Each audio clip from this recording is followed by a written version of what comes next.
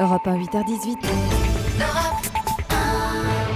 C'est à suivre en direct et en vidéo sur Europe1.fr. Ce matin, Alexandre Carra, vous recevez le ministre de la Défense, Jean-Yves Le Drian. Jean-Yves Le Drian, bonjour. Bonjour.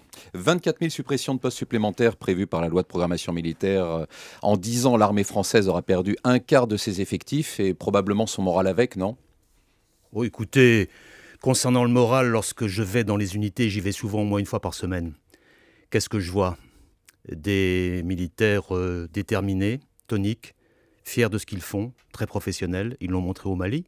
Donc je ne suis pas, pour ma part, dans une logique de désespérance de l'armée française. Bien au contraire.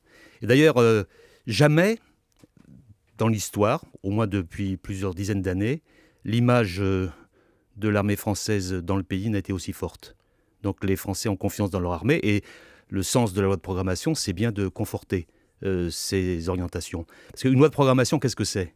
C'est de préparer, sur 6 ans, les adaptations de l'armée française au risque de demain, aux nouvelles menaces. C'est ce que nous faisons.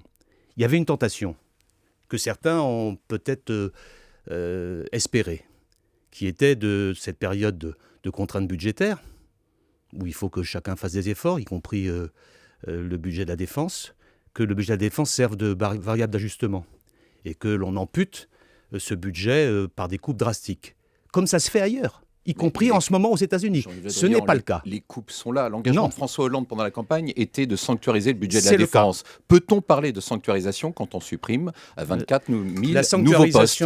La sanctuarisation budgétaire, c'est le cas. Le budget de la défense en 2014 sera de 31,4 milliards. En 2013, il était 31,4 milliards. En 2012 aussi. Et en 2015, ça sera la même chose. Ça s'appelle de la sanctuarisation. Le problème, c'est qu'il faut, à l'intérieur de ce budget contraint néanmoins, faire des choix, faire des inflexions en fonction des nouvelles menaces. Et évidemment, du même coup, si on veut garder l'acquisition de capacités nouvelles, la modernisation de nos forces et le fait que nous ayons aussi des unités opérationnelles qui puissent s'entraîner régulièrement, ça veut dire qu'il y a un périmètre plus compact et qu'il y aura des suppressions de postes, c'est pas des licenciements. Les personnels qui en font les frais, donc. Oui, mais ça veut dire aussi qu'il y aura à la fin du processus une armée française de 242 000 militaires. Ce n'est pas rien, et que la France aujourd'hui est un des rares pays à pouvoir faire en même temps la protection de son propre territoire, la dissuasion, garantie ultime de notre sécurité avec ces deux composantes, la capacité d'intervention en premier, on l'a montré au Mali, la capacité d'être présent dans les actions internationales, donc d'assurer ses responsabilités internationales, et en même temps d'avoir une industrie presque au premier niveau mondial, avec ses capacités dans les domaines les plus pointus. Donc la France tient son rang, la France tient sa place, et s'il y a des réductions d'effectifs, elles sont moins importantes que dans la période précédente, elles seront difficiles, mais elles permettront d'avoir une armée certes plus compacte, mais tout aussi performante. Il y a quelques semaines, le président de la République avait insisté pour qu'on évite toute fermeture de sites. Ce sera le cas ? On évitera au maximum les fermetures de sites. Il y en aura quelques-unes. Combien ? Le chiffre n'est pas arrêté, mais elles ne seront pas très nombreuses. Nous essayons de faire en sorte que la réduction des effectifs se fasse sur les organismes centraux, sur l'administration centrale, sur les états-majors, sur les soutiens, et le moins possible sur les unités opérationnelles. Et je pense que nous y arriverons. D'habitude, on annonce les fermetures de sites, enfin ce genre de décision, en même temps que la loi de programmation militaire. Là, vous l'avez repoussé à fin septembre, en tout cas les annonces de sites concernés ou des personnels concernés. Est-ce que c'est parce que vous voulez éviter d'ajouter de la grogne à une rentrée sociale déjà difficile ? Non, pas du tout. D'abord parce que les fermetures seront très peu nombreuses.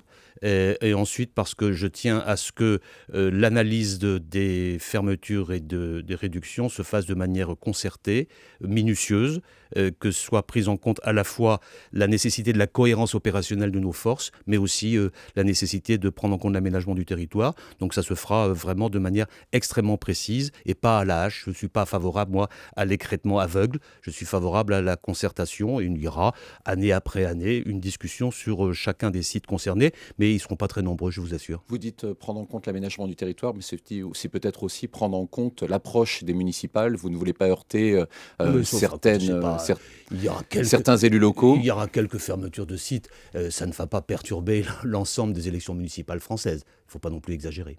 Hervé Morin, l'ancien ministre de la Défense, dénonce une quadrature du cercle absolu. Il vous critique en disant « On va faire la même chose pour moins cher et sans qu'il y ait de réels arbitrages. Pour lui, ce n'est pas sérieux. » Je vais vous dire une chose, et je le dis à Hervé Morin par votre antenne. Je suis ministre de la Défense. Je considère ne pas avoir à polémiquer avec mes prédécesseurs, parce que la défense appartient à l'ensemble des Françaises et des Français. C'est un bien majeur de la nation et ce dossier-là ne supporte pas de ma part de polémique.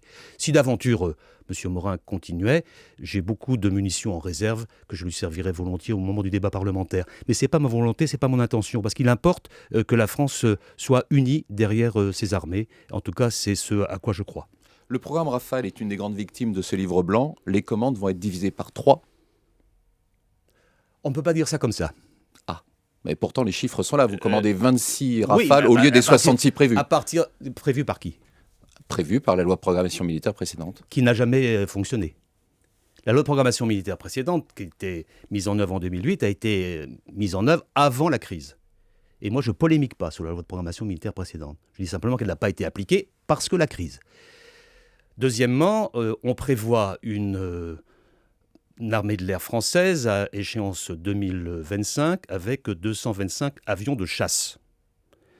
Sur les 225 avions de chasse, il y aura une majorité de Rafale. Et nous allons poursuivre la 4e tranche de commande des avions Rafale que nous avions initiée, et nous allons compléter cela par un financement de l'entreprise Dassault pour plus d'1 milliard d'euros concernant l'adaptation d'un nouveau modèle de Rafale pour les bureaux d'études Dassault et par près de 700 millions d'euros pour la définition du drone de combat futur, c'est-à-dire ce qui succédera demain au Rafale. Et pendant ce temps-là, nous allons faire en sorte que des ventes de Rafale se fassent à l'étranger. Voilà comment nous nous comportons. Donc, il n'y a pas d'inquiétude à avoir sur l'entreprise Dassault. Jean-Yves Le Drian, il n'y a pas d'inquiétude à avoir. Néanmoins, désormais, l'entreprise Dassault est tributaire des commandes à l'étranger puisqu'ils ont besoin de sortir 11 avions par an sur les chaînes. Bien sûr, moi je pense que cet avion, qui est un excellent avion, sera vendu à l'étranger. Et quand ? Vous pouvez nous en dire plus ce matin ? Non, mais je pense que je ne vais pas vous donner à la place des gouvernements étrangers. Vous prévoyez une loi de programmation militaire sur 6 ans. Vous dites nous avons besoin de l'export pour le Rafale. Il faut nous dire aujourd'hui si vous avez des certitudes quant à l'exportation du Rafale. Il y a des pays qui sont aujourd'hui tout à fait intéressés par l'achat de Rafale. Je pense en particulier à l'Inde, au Qatar, d'autres pays. Et je suis très confiant sur les capacités d'exportation du Rafale dans les mois qui viennent. Vous avez été, il n'y a pas très longtemps, en Malaisie. Vous étiez allé aussi... Je suis allé en Inde la semaine dernière. En Inde, pour justement... Alors, vous pouvez nous en dire plus, peut-être ? On va savoir quand est-ce que... Je ne suis pas le ministre de la Défense indien, comme vous le savez. Et donc, il y a des procédures en Inde que je respecte. Les Indiens sont en discussion exclusive avec nous pour le Rafale. Et j'ai bon espoir que cela aboutisse. Le budget que vous avez construit est fragile quand même, parce qu'il dépend aussi pour 6 milliards de recettes exceptionnelles. Et si ces recettes ne sont pas au rendez-vous, comment vous allez faire ? Quand les recettes sont dans la loi, je pense qu'elles seront au rendez-vous. Et quand le président de la République dit... oui, mais dans le passé, on a compté aussi sur des recettes exceptionnelles qui ne sont pas arrivées. Je voudrais être le premier ministre de la Défense qui ait une loi de programmation qui soit respectée. J'ai été parlementaire pendant de nombreuses années et membre de la Commission de la Défense. Je n'ai jamais connu une loi de programmation respectée. Je souhaite que celle-ci le soit. C'est pour ça qu'elle est réaliste, crédible et que sa mise en œuvre sera réelle.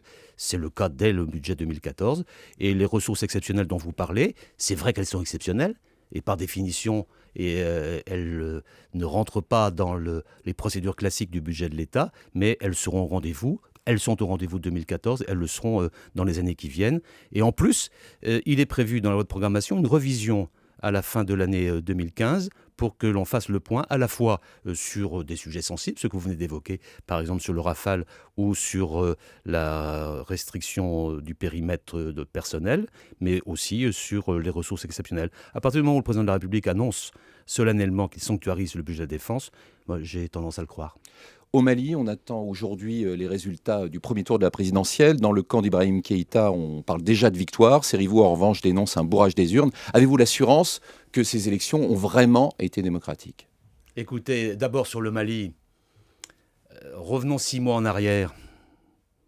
Qui aurait dit mi-janvier 2013 que là, au début du mois d'août, on aurait un Mali pacifié, stabilisé, une éviction des djihadistes, plus d'attentats, un pays qui se retrouve dans sa dignité, un pays qui retrouve une procédure démocratique. Qui aurait parié ça ?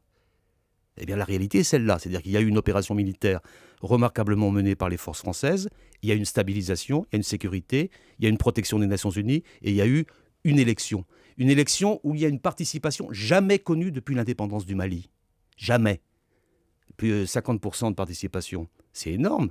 Avec des contrôleurs internationaux qui, pour l'instant, considèrent que l'élection se déroule normalement. Alors, moi, je n'ai pas de pronostic particulier à faire. Je ne suis pas favorable à tel ou tel candidat. Je constate simplement que les Maliens ont retrouvé le chemin des urnes de manière massive, ont voté. Il y aura peut-être un deuxième tour. Il y aura donc un deuxième tour, mais il y aura un président de la République du Mali qui sera élu démocratiquement et qui sera celui qui devra faire la réconciliation interne et qui repositionnera le Mali au sein de l'Afrique avec toute la place qu'il doit avoir. Nous sommes toujours sans nouvelles de nos deux confrères et amis, Didier François et Édouard Elias, enlevés en Syrie depuis maintenant 58 jours.